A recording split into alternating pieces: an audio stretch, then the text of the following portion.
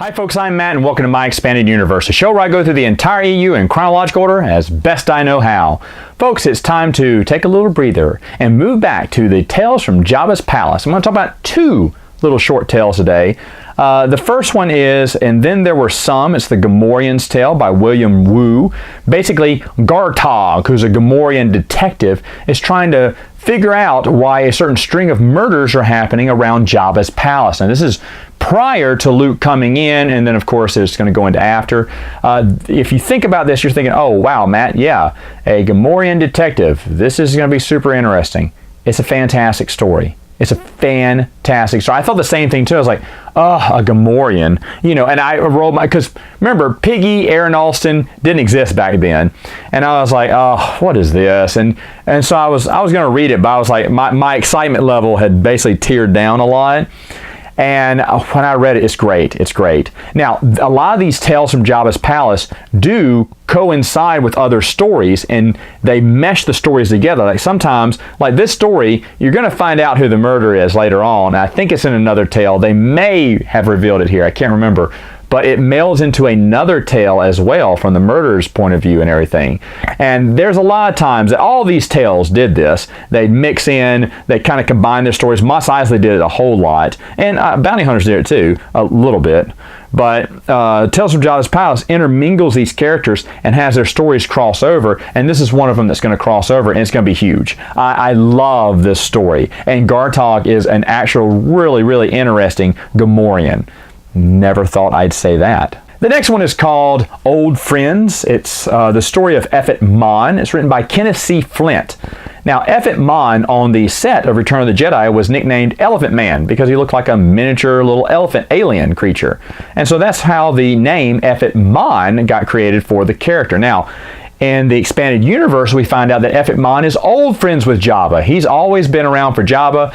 He's watched Jabba's back. Jabba's watched his back. Effet Mon is a wheeler and a dealer. He's not a nice guy. He's not a nice guy. Effet Mon makes dirty deals too. And he's just as, crooked in a way as Jabba. But he is, truthful and, faithful to Jabba. Well, when he finds out something fishy's going on, and he doesn't want, there's Reese, who is another character we're going to talk about in a minute. He's the three-eyed alien character, the Gran in it. And he has his own tale later on in the book. But Effet Mon finds out that Reese is going to bomb the sail barge. Foreshadowing anyone? So he tells Jabba, hey man, there's something fishy going on with this Reese guy. You're bringing him on the boat. I don't think that's a good idea. I think you should not go on this sail barge. And Jabba goes, oh, he doesn't listen to him. So Effet Mon's like, okay, man, I told you our debt is paid. I'm telling you this to save your life. I'm fine walking away from this. And of course, he walks away. His story will continue on. And of course, we all know what happened to Jabba.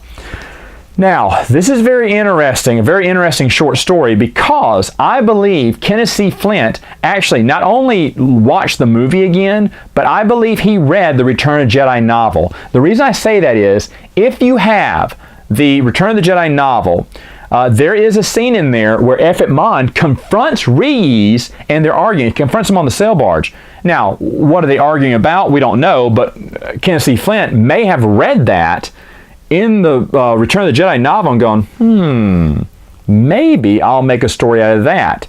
Now, if you were to read the Return of the Jedi novel, you don't have to read much. You'd have to read the first couple of chapters with Jabba, right? I believe Kenneth C. Flint may have done that because he may have seen that and said, okay, let me put a conflict between these two.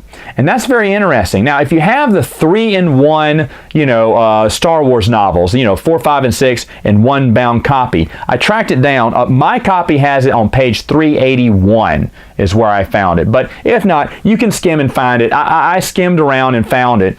And I read something online that was based, or there's something about this in the novel, and so I had to track it down myself just to make sure. And I did, and it was very interesting. So to me, I think Kenneth C. Flint really did his homework and said, I'm going to make a confrontation between these two, or something going on that's going to be part of my story with Effet Mon. Effet Mon does not look like an interesting character. And, that's a great thing that they do with these Tales from Jabba's Palace short stories, is they take these characters who don't look very interesting and they give them great backstory. And again, you're watching through Return of the Jedi going, oh, there's F. Mon. I know what he's done in his life. It just enriches the movie when you know stuff like that.